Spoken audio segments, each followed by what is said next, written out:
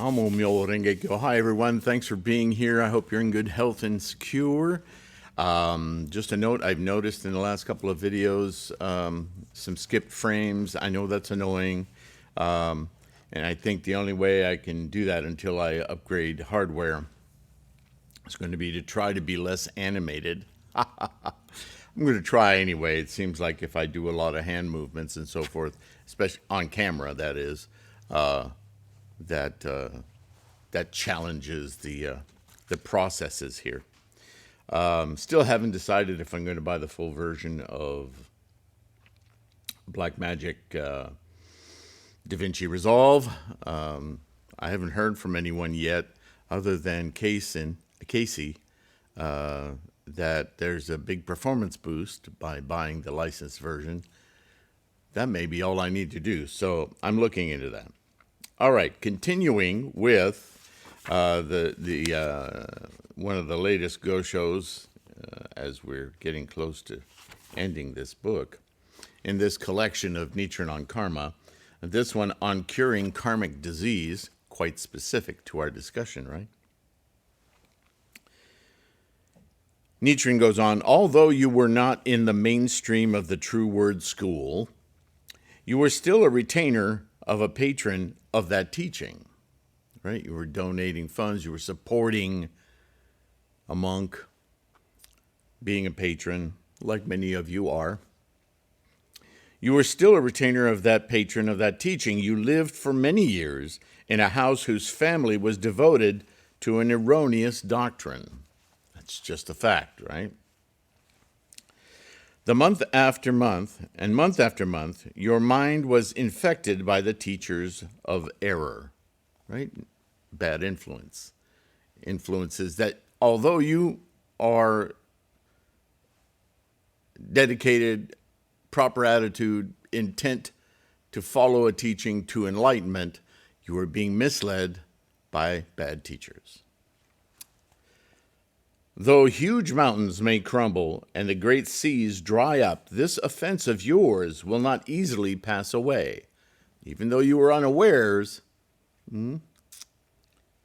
However, because of the influence of karmic bonds and the compassion with which you are imbued in this lifetime, you met me, Nichiren, a monk of humble learning, when you least expected it, and determined to reform your ways. Therefore, though at the moment your offense has brought on these boils, these sufferings, this illness that you're experiencing, in the future you will be spared worse suffering. In other words, whether you realize it or not, the challenges you're facing right now, and all of us hear this, are actually lessened. In fact, the reason you're going through them is so that you get past them, rather than have them be so accumulated and massive that they may harm you or kill you. Your current travails are offered to you at a point where, in your practice, in your correct attitude and intent, in your awakening of Buddha-ness, you can handle more easily. It doesn't mean easy, it means more easily than if this karma repercussion hadn't manifested now. It would only build and become more, maybe insurmountable, right? King Ajatashatru suffered from severe boils because he committed the 5 cardinal sins and slandered the correct teaching, but his boils disappeared instantly when the light produced by the Buddha's moon-loving meditation illuminated his body. So this is a manifestation of Buddha-ness, yes? And though it had been predicted that the king would had only 21 days left to live, his lifespan was extended by 40 years. So rather than succumbing to this karmic repercussion in his life by altering his mind, he was able to get past that karmic repercussion and continue with his life in health for 40 years. In deep appreciation, he earnestly requested 1,000 arhats to record the golden words of Shakyamuni Buddha's entire lifetime, thus spreading Shakyamuni Buddha's teachings into the ages of the former, middle, and latter days of the law. So he actually became such a devout follower because of what happened to him personally that he embarked on a huge propagation effort, translating these verbal teachings into written form so they could be disseminated broader and more easily. So propagation always seems to be a component of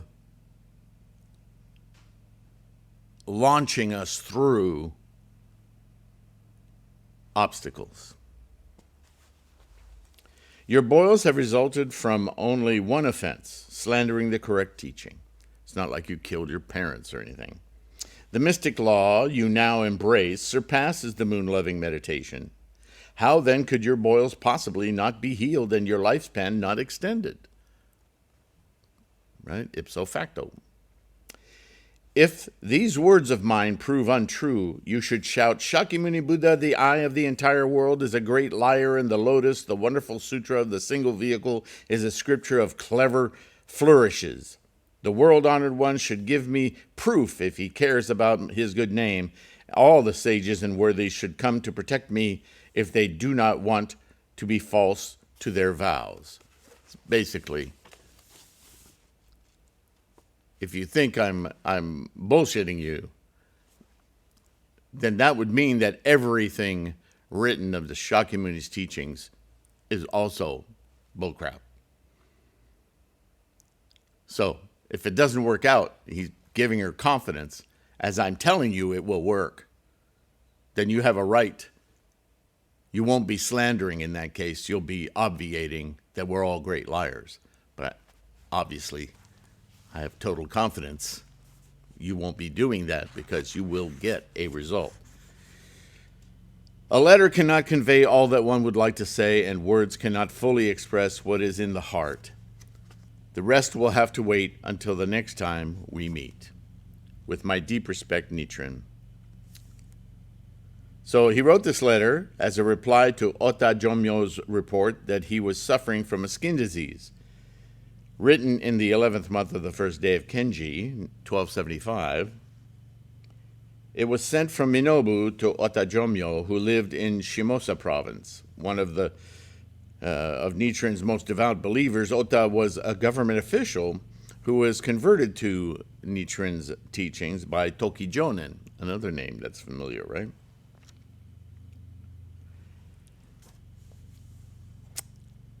Around 1278, 3 years later, Ota received tonsure and was given the Buddhist name Myonichi, or Wonderful Son. From the content of another letter sent to him by Nichiren, it appears that he and Nichiren were the same age. In this letter, citing Tendai's great concentration and insight, Nichiren refers to the 6 causes of illness and declares that diseases resulting from one's karmic repercussions are the most difficult to cure, but that even those can be recovered with the good medicine of the Lotus Sutra. And that is the fundamental lesson, yes? So we don't always know what the source of our struggles are, like this stupid card. But the bottom line is, struggles are there to be overcome. They're just witness the activity of life and the way things manifest by understanding that energies and potentials must manifest. Then the only question is what your life condition is in order to deal with it. This is the great lesson of Buddhism, yeah? Not only can we instantiate our Buddha mind of clarity and understanding, but that facility of our sentient mind is what pertains to all of our samsaric experiences. Do we cave in? Do we become addicted? Do we, become obsessed, or do we conduct our lives moment to moment in the secure knowledge that everything is just a temporary manifestation? That alone empowers us to deal with anything, really. Right? Namo Myoho Renge Kyo. Thank you for listening. Thank you for your practice. Don't forget to like and subscribe. Really helps the algorithms here on YouTube. And avail yourself of all the free information on threefoldlotus.com. Also a portal for ebooks, right? And the bookstore. I really keep wanting to remind you that there's a big page on threefoldlotus.com of all sorts of basic questions about Buddhism that are answered for you. It's all free, PDFs or occasionally links, right? A complete translation of the Lotus Sutra. It's a Burton Watson translation, but there are many, so I encourage you to read as many as you can. There's a large source of inspiration in those that build your confidence. Lawn mowing going on outside. Hope that doesn't disturb you. Anyway, bottom line is keep your practice strong. Take care of your health. We've been talking about health a lot, yeah?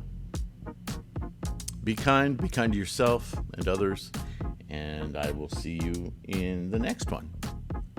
All right? Bye for now.